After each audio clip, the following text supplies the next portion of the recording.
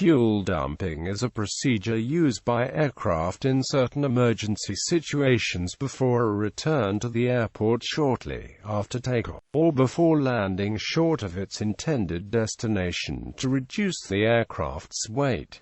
Aircraft fuel dump. Aircraft have two major types of weight limits: the maximum takeoff weight and the maximum structural landing weight, with the maximum structural landing weight almost always being the lower of the two. This allows an aircraft on a normal, routine flight to take off at the higher weight, consume fuel en route, and arrive at a lower weight. There are other variables involving takeoff and landing weights, but they are omitted from this article for the sake of simplicity. It is the abnormal, non-routine flight where landing weight can be a problem. If a flight takes off at the maximum takeoff weight and then faces a situation where it must return to the departure airport, there will not be time to consume the fuel meant for getting to the original destination, and the aircraft may exceed the maximum landing weight to land at the departure point. If an aircraft lands at more than its maximum allowable weight, it might suffer structural damage or even break apart on landing. At the very least, an overweight landing would require a thorough inspection for damage. As jets began flying with U.S. airlines in the late 1950s and early 1960s,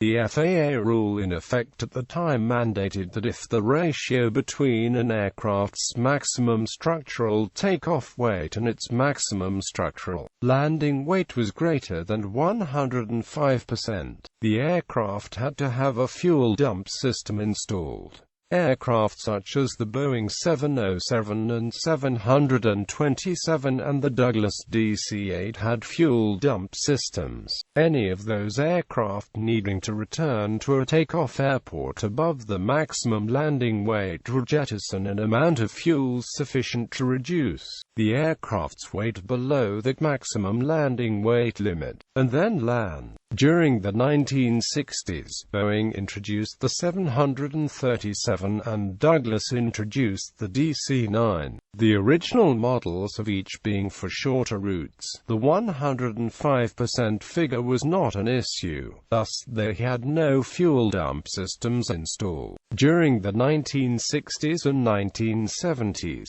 both Boeing and Douglas grew the respective aircraft as far as operational capabilities were concerned via Pratt & Whitney's development of increasingly powerful variants of the JT8D engines that powered both aircraft series. Both aircraft were now capable of longer duration flights with increased weight limits, and complying with the existing 105% rule became problematic due to the costs associated with adding a fuel dump system to aircraft in production. Considering the more powerful engines that had been developed, the FAA changed the rules to delete the 105% requirement, and FAR 25.1001 was enacted stating a jettison system was not required if the climb requirements of FAR 25.119 and FAR 25.121 could be met, assuming a 15-minute flight. In other words, for a go-around with full landing flaps and all engines operating, and at approach flap setting and one engine inoperative, respectively. Since most twin-jet airliners can meet these requirements, most aircraft of this type such as the Boeing 737, the DC-9, MD-80 and Boeing 717, the A320 family and various regional jet aircraft do not have fuel dump systems installed. In the event of an emergency, requiring a return to the departure airport, the aircraft circles nearby in order to consume fuel to get down to within the maximum structural landing weight limit, or, if the situation demands, simply lands overweight without delay. Modern aircraft are designed with possible overweight landings in mind, but this is not done except in cases of emergency. and various maintenance inspections are required afterwards. Many movies and TV news stories mistakenly assume that all aircraft can dump fuel, when in fact most cannot. In certain atmospheric conditions where the humidity of the air is high, aircraft flying at low altitudes sometimes leave a condensation trail that can come off the top of the wingtips, or trailing edge flaps. Condensation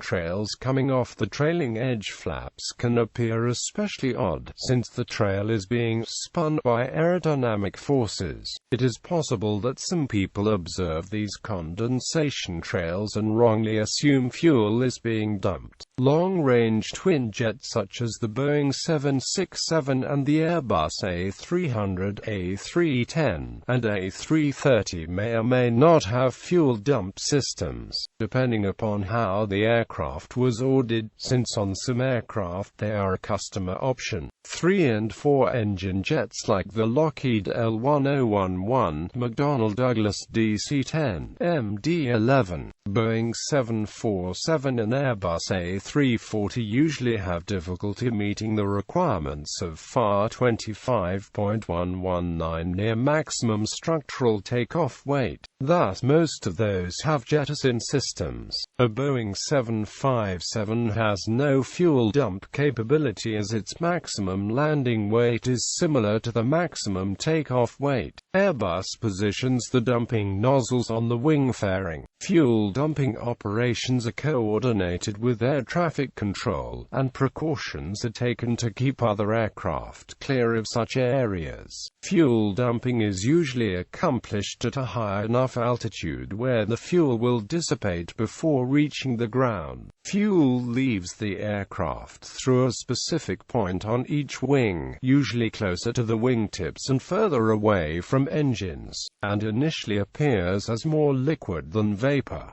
A large-scale fuel dumping occurred on September 11, 2001, when U.S. airspace was closed due to the September 11 attacks.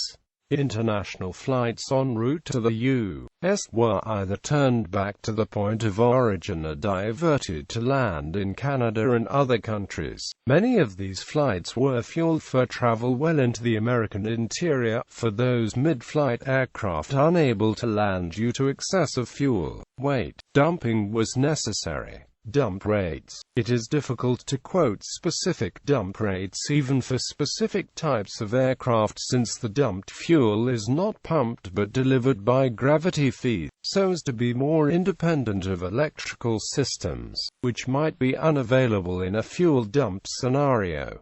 This means the actual rate depends on the pressure exerted by the fuel head. The more fuel on board, the higher the rate at which it flows out. This also means that the dump rate is not constant but decreases while dumping because the fuel head and its pressure decrease. As a rule of thumb for the Boeing 747, pilots quote dump rates ranging from a ton per minute to 2 tons per minute. To a thumb formula of dump time equals +5 in minutes. In 2009, an Airbus A340-300 returning to its airport of departure shortly after takeoff dumped 53 tons of fuel in 11 minutes. Dump and burn. A dump and burn is a fuel dump in which the fuel is ignited intentionally using the plane's afterburner. A spectacular flame combined with high speed makes this a popular display for air shows or as a finale to fireworks. Dump and burns are also referred to as torching or zip-off.